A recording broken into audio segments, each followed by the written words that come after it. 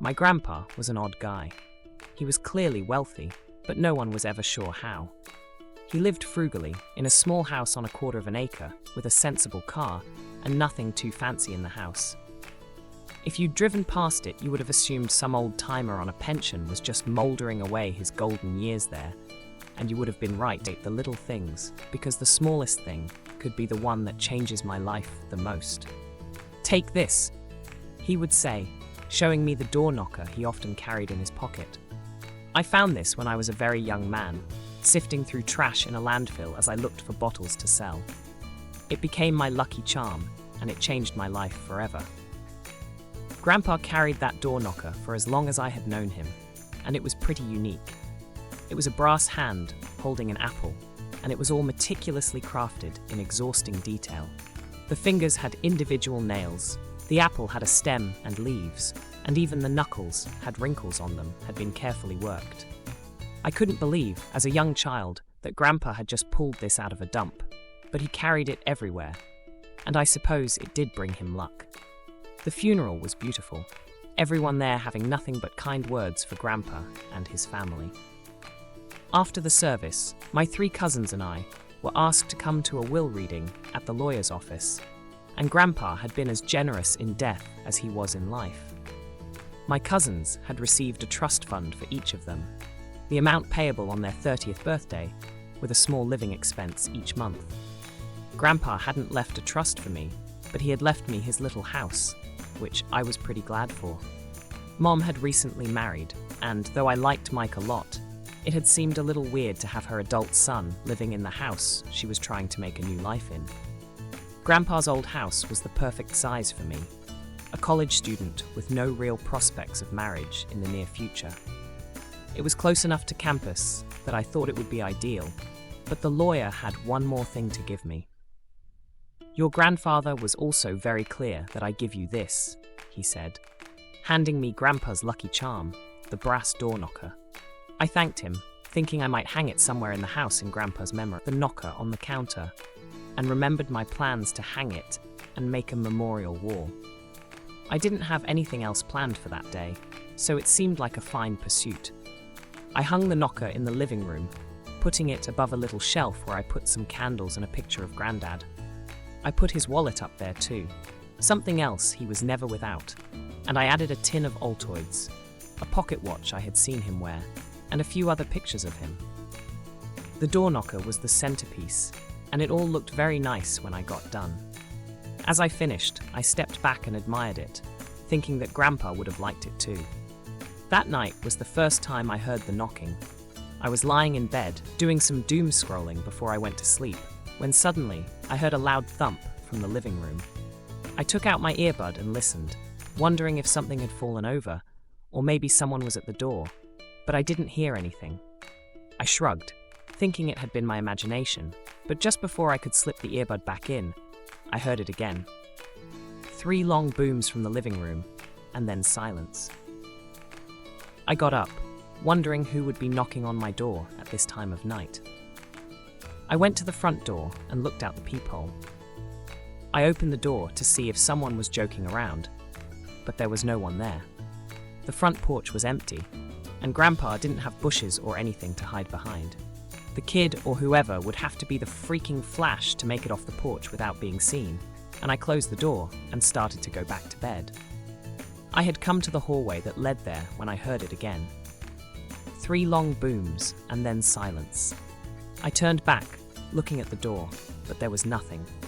The knocking hadn't come from the door, I would have been able to tell.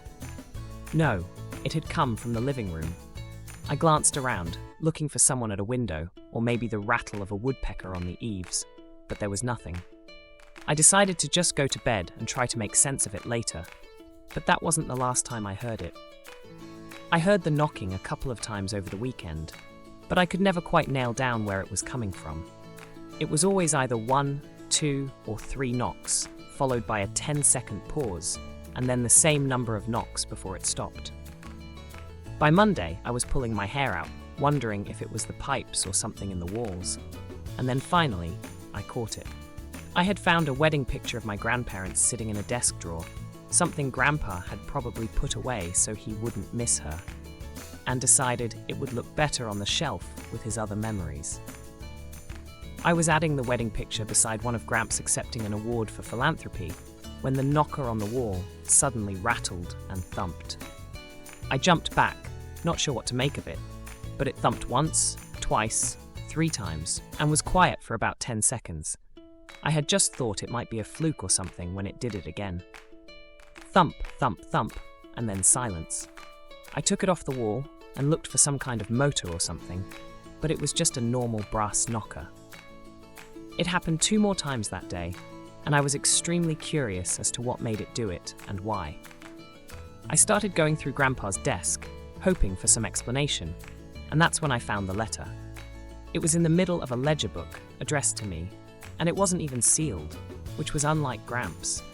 It was just a single page of notebook paper, and I was glad to see Grandpa's cramped handwriting speaking to me from the page.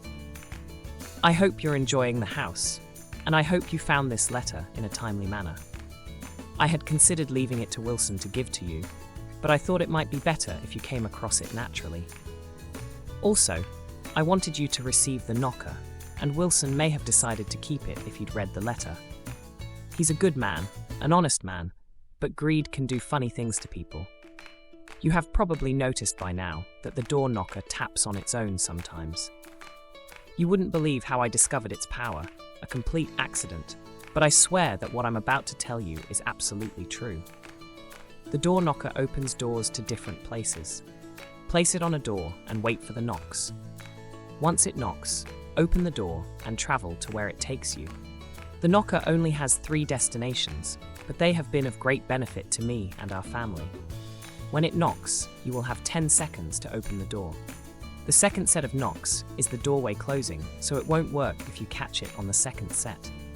One knock opens onto the treasury, a room of treasures. Coins, gems, gold, all piled to the ceiling. If anything guards it, it has never bothered me, but I am always careful not to take too much. 2 knocks opens onto the library, a room stuffed with bookshelves. You can spend hours, days even, in this place, and time won't pass outside the door. I have learned so many things here, things lost to time, and read about things that have yet to happen. 3 knocks opens onto a void, a darkness that I dare not enter. Anything you put in here will be gone. Anything. There is no ground inside it though, so don't walk in. I am ashamed to say that it's where I've been putting my trash, but it's also where I hid your dog. The one I said ran away when you were very young.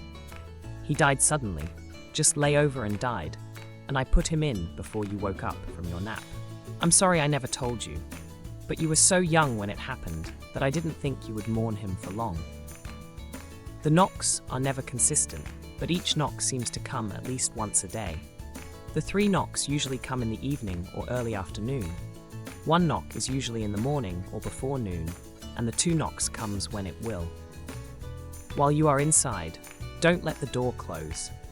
I was stuck in the library for a long time once and was fortunate that your uncle came along and opened the door. Time doesn't affect people the same way inside the door as it does here, so spend as much time as you want there. If you get hurt, however, you will still be injured, so be careful. You and I have always been close, and I know you and your cousins have speculated for years about my mysterious fortune. The knocker is yours to do with what you will, but always remember that money breeds difficulty, which is why I have always kept it a secret. Good luck. I love you, kiddo. I read through the note a few times, trying to make sense of it. There was no way.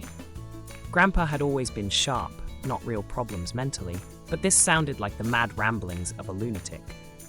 The knocker, however, had moved on its own. That much was true. It occurred to me that there was a way to test the rest of it, so I decided to do just that. I took the knocker off the wall where I had hung it and attached it to the closet door in the living room. It looked a little silly there, a door knocker on a door that opened onto a closet with 2 coats and a bunch of board games in it, but I wanted to be sure. It was silly, the kind of thing you read about in fairy tales, but I wanted to be sure. I had a while to wait, but it finally happened just as I was thinking of going to bed. It was around 10:30, and I was reaching for the remote to turn the TV off when I heard it. 2 loud knocks, seconds apart, on the closet door. I popped up, remembering I had 10 seconds to get there, and threw the door open. I expected to find the same closet that he had been there earlier. I expected this to be a joke from my grandfather. What I didn't expect to find the great library he had talked about on the other side. It was huge, a library to rival any I had ever seen, and the windows shone with perfect sunlight as I stood in shock. The shelves were tall, taller than the roof of the house I stood in, and they had long, trestled ladders with wheels to slide along the floor. I could see a grand staircase, and I felt sure there would be levels above the next as well. I could learn anything in there. I could learn everything in there, but I remembered what Grandpa had said about not getting closed inside and looked for something to prop the door open with. I saw an end table and pulled it over to put in the way, stepping inside and marveling at the space. I spent hours perusing books. There were books on languages, on history, on science, on anything I would want to know. I only explored the first floor that night, but there was enough here to keep me reading for days, maybe months. I was studying architecture at college, and there was a whole section of books I could use to study any period, any style, and anything else I wanted, and other things I didn't have names for. I reached for a stack of hundreds with shaky hands and brought them out before letting the door close again. I had made about $2,000 in a matter of seconds, and I put it somewhere safe before heading to class. The void was a little scarier when I got it, but I had been setting garbage bags beside the door in case I was home when the knock came. The void was just what it claimed to be. It was like looking out at the night sky, except there were no stars. It was an inky, unnatural blackness, and I wondered if maybe Nietzsche had been describing this place when he talked about staring into the abyss. The space was utterly devoid of anything, but it seemed to crouch as well, just waiting for me to drop my guard. The bags went in, falling into a soundless, airless void before I closed the door again. It was great for a while, truly a blessing. I had all the money I needed, and whatever I took seemed to come back after I shut the door. I could take books from the library if I needed to, and anything I left on the work tables would put itself back on the shelf. I spent a lot of time in the library when I could get there, and sometimes I would wake up to find I had fallen asleep. The door never slammed shut and trapped me in there, and without anyone to come behind me and accidentally close it, I felt safe in there. I learned so much in a relatively short time, and my professors were impressed with my knowledge. I considered bringing them the books I used to gain this knowledge, but thought better of it. How would I explain it to them? A guy in his early 20s who just happened to have a book that was probably hundreds of years old was something that would probably gain the attention of the wrong sort of people. I was careful not to use too much of the money, careful not to spread it around too much, and careful not to show anyone the books from the library. The toothbrush was still half in my mouth, and I had expected to see nothing stranger than the knocker fall back into place. Instead, something knocked again, and it wasn't the knocker. I came slowly out of the bathroom, watching as strange lights came flashing from between the cracks in the door. It was like a haunted house attraction, and I almost expected to see smoke billowing out from underneath it. The knocks were shy, almost uncertain, and I was preparing to head to my room when something hit the door hard enough to shake it in the frame. I jumped back, not sure what to make of it, and when it hit it again, I fell onto my butt and just watched it shake. Whatever was knocking was adamant about getting in, and it slammed its weight into the door again and again. The knob rattled, the door shook, and the lights flashed faster and angrier. My teeth were chattering. This had never happened before, and I was terrified that whatever it was might get through. It slammed into it again, the old wooden door cracking in the frame. And when it struck this time, I saw something break through the surface and come grabbing blindly from within. It was an arm, a long, purple arm covered in scales. It thrashed around, trying to find something to grab, and the sounds from within were like bats and birds turned up to 1,000. It shivered right on the edge of hearing, and I expected my ears to start bleeding. It was looking for the knob, and I wasn't sure what would happen if it found it. Instead, it bumped into the knocker. It fell off the door. It was only held on by a couple of screws, and as it clattered onto the floor, the most hellish sound of all ripped from the hole before being cut off as suddenly as it had begun. The lights, the noise, and the banging all stopped with a suddenness that made me dizzy. I stood up, looking at the broken door, and walked slowly into the living room to see the extent of the damage. Something was bumping, but I thought maybe the arm had knocked something over. I wanted to make sure the knocker was okay, but as I came around Grandpa's old chair, I saw what was making all the noise. It was the arm that had come through the door. It was leaking black fluid all over the hardwood and flopping around like a fish. It didn't flop for long. But now I'm left with a problem. The portal only seems to open when the knocker is up, but unless it's up, I can't open it. I wonder if this is why my grandpa kept it with him so often. Did he, perhaps, have a visitor one night when he least expected it? For now, I'm keeping the knocker in my bedside table, but even as I lay here writing this, I can hear it bump against the wood every now and again. The money will eventually run out. That, or my curiosity to learn, will get the better of me, and I'll hang the knocker again.